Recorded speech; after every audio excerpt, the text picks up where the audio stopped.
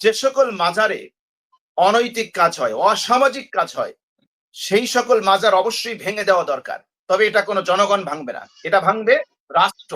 রাষ্ট্র তার নিজস্ব তত্ত্বাবধানে তারা এই জায়গাগুলো ভেঙে দেবে। আওয়ামী লীগ চেষ্টা করেছে বিভিন্ন সুরতে ধারণ করতে, কখনো কখনো আনসার লীগ, কখনো হিন্দু লীগ, কখনো শ্রমিক লীগ, কখনো অমুক লীগ তমুক লীগ, এখন আসছে মনে হয় মাজার ভাঙার লীগ লীগ এই আকৃতি ধারণ করে। তা না হলে বর্তমান যে দৃশ্যগুলো আমরা দেখতে পাচ্ছি, এটা রাষ্ট্রকে একটা অচল করে দেওয়ার জন্য নতুন করে চক্রান্ত হতে পারে। যে আমি মুহাম্মাদুর রাসূলুল্লাহ সাল্লাল্লাহু আলাইহি ওয়াসাল্লামের আদর্শ নিয়ে রাজনীতি করতে যাই, তখনই আমরা দেখবো যে এক শ্রেণীর মানুষের অ্যালার্জি শুরু হয়ে গিয়েছে। এক শ্রেণীর মানুষ আমাকে ধর্ম ব্যবসায়ী বোরকা পড়তে বাধ্য করে, বোরকা পড়তে কেউ বাধ্য করে না। বোরকা পড়তে কেউ বাধ্য করে না, অস্ত্র ঠেকায় দেয় না। প্রশ্ন হলো, বোরকা পড়তে যখন বোরকা পরে সেটা দেখলে মানুষের গায়ে, কিছু মানুষের গায়ে অ্যালার্জি শুরু হয় কেন? কিছু মানুষের গায়ে চরম অ্যালার্জি শুরু হয় কেন? বোরকা সে পড়বে নাকি হিজাব পড়বে না কে পড়বে, এই স্বাধীনতা হস্তক্ষেপ করার অধিকার তাকে কে দিয়েছে? কে দিয়েছে তাকে অধিকার? যার ইচ্ছা সে বোরকা পড়বে, যার ইচ্ছা হিজাব পড়বে, যার ইচ্ছা জিন্স পড়বে, সেটা তার স্বাধীনতা, সেটা তার ব্যক্তি স্বাধীনতা। সুতরাং যখন বোরকার কথা আসে, বোরকাকে যখন ব্যক্তি স্বাধীনতা হস্তক্ষেপ করা হয়, তখন এই সকল মানুষ মনে হয় খুব মজা পায়। তারা তখন মুখে কলু পেটে বসে থাকে। অথচ এইটাকে কাউন্টার দেওয়ার জন্য ইনিয়ে বিনিয়ে অমক তমক ইত্যাদি ইত্যাদি বিভিন্ন ভাবে এটাকে সাপোর্ট দিতে হবে। উনি বললেন যে কোরআন শরীফ অনুবাদের টাকা চুরি করেছে আলেম সমাজ। আমি বললাম জিয়াউদ্দিন তৌহিদ সাহেব মুখে লাগাম দিয়ে কথা বলেন। আপনি কোন ব্যক্তি বিশেষকে, কোন ব্যক্তিকে আপনি বলতে পারেন ব্যক্তি সে অপরাধ করতে পারে, তার জন্য সে ব্যক্তি দায়ী। এর জন্য আপনি গোটা আলেম সমাজকে আপনি কোরআন অনুবাদের টাকা চুরি করে আলেম সমাজ কথা বলবেন, এত বড় স্পর্ধা আপনি কোথায় পেয়েছেন? এত বড় দুঃসাহস আপনাকে কে দিয়েছে যে গোটা আলেম সমাজ বলতে আপনি কোথায় যায়? আপনার কি হিসাব আছে? আলেম সমাজ বললে কোন জায়গা পর্যন্ত গিয়ে ঠেকে? এরকম দুঃসাহস দেখানোর ফার্দার কখনোই আপনি অগ্রসর হবেন না।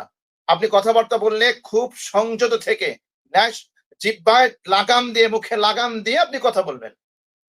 কোন এক ব্যক্তি যদি সে মুসলমানের বেশ ধারণ করে চুরি করতে আসে, তার অর্থ এই নয় যে সমস্ত মুসলমান চোর। কোন এক চোর যদি মসজিদের জুতা চুরি করতে আসে মুসল্লির বেশ ধারণ করে, তার অর্থ এই নয় যে সকল মুসল্লি চোর। সুতরাং আমাদেরকে বুঝতে হবে, কথা বলতে হবে, কথার মধ্যে লজিক থাকতে হবে, কথার মধ্যে যুক্তি থাকতে হবে।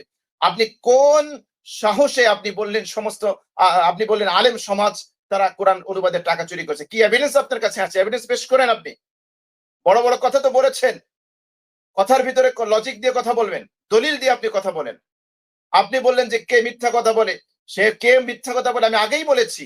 কোন ব্যক্তি বিশেষ যদি কোনো অপরাধ করে, সে অপরাধের দায়ভার কখনো কোনো ব্যক্তির উপর চাপানো যায় না। হুলি আর্টিজানে হামলা হয়েছে, এখন কি আমরা বলবো যে কলেজ ইউনিভার্সিটির ছাত্ররা সব জঙ্গিবাদ, সব জঙ্গিবাদী, সব জঙ্গি, প্রাইভেট ইউনিভার্সিটির ছাত্ররা জঙ্গি? আমরা কখনোই তা বলি না। আমরা বলি যে অপরাধ করেছে সে অপরাধী। সুতরাং ঢালাও ভাবে মুসলমানদের বিরুদ্ধে, আরে কি আশ্চর্য ব্যাপার! ইসলামের একটা ফরজ বিধান, পর্দার বিধান, তার বিরুদ্ধে সে কথা বললো।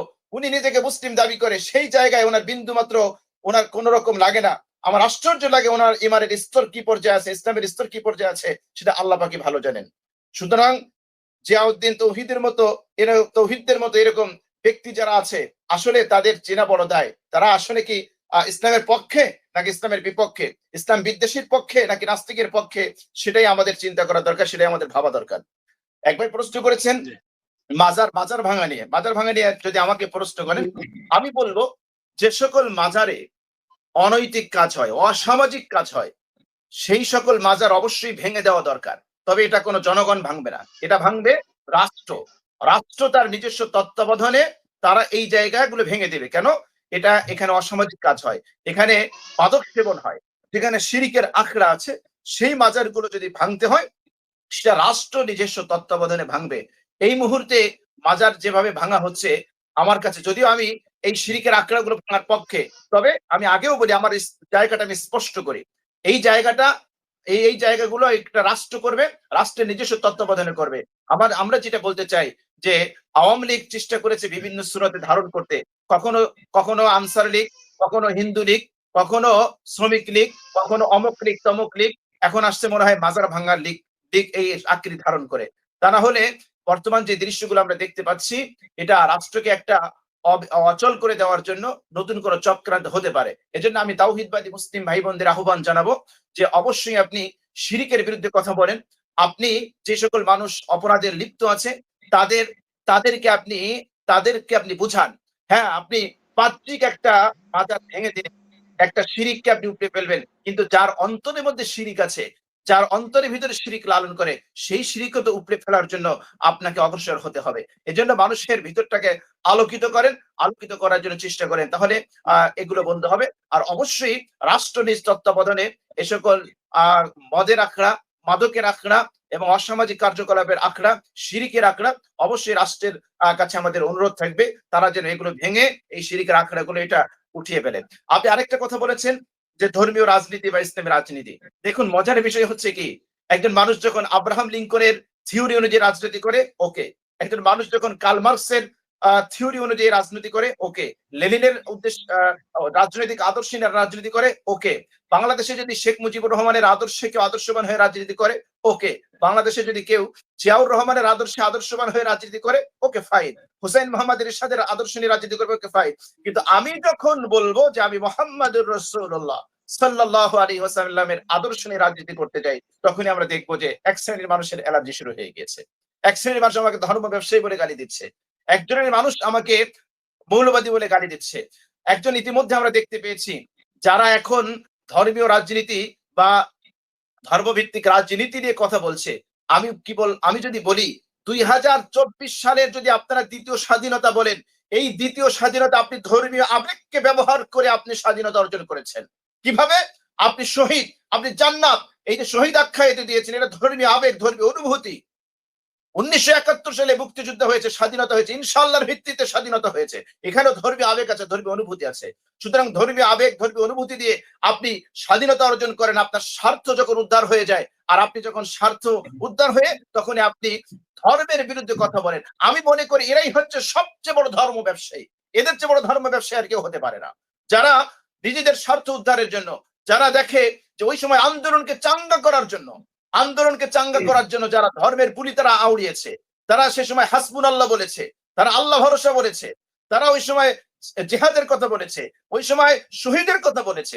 আর এখন যখন দেশ স্বাধীন হয়ে গেল, এখন যখন ফ্যাসিস্টের বিদায় হয়ে গেল, এখন এসে ধর্মের বিরুদ্ধে অবস্থান করেছে। আমি বলবো এরাই হচ্ছে সবচেয়ে বড় ধর্ম ব্যবসায়ী। সবচেয়ে বড় ধর্ম ব্যবসায়ীর এক্সাম্পল যদি দেখতে চান, আমাদেরকে ধর্ম ব্যবসায়ী বলে।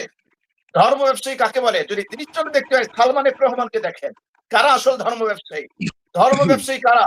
মুখে কি নুরানি দাড়ি, আরে দরবেশ বাবা সুবহানাল্লাহ, পালানোর জন্য এখন ঠাকুর সেজেছে, দাড়িগুলো চেয়েছে, একেবারে ঠাকুরের বেশ ধারণ করেছে। এরাই হচ্ছে সবচেয়ে বড় ধর্ম ব্যবসায়ী। আমরা আমাদের উপর নির্যাতন হলেও ধর্মের কথা বলি, আমাদেরকে জুলুম করলেও ধর্মের কথা বলি, জেলখানায় পাঠালেও আলহামদুলিল্লাহ ধর্মের কথা বলি, সব জায়গাগুলোতে আমরা ধর্ম কথা বলি। সুতরাং ধর্মীয় রাজনীতি নিয়ে যারা কথা বলে তারা কোরআনের বিরুদ্ধে কথা বলে। কোরআন হচ্ছে total complete code of life. আমি 1 মিনিটে শেষ করব।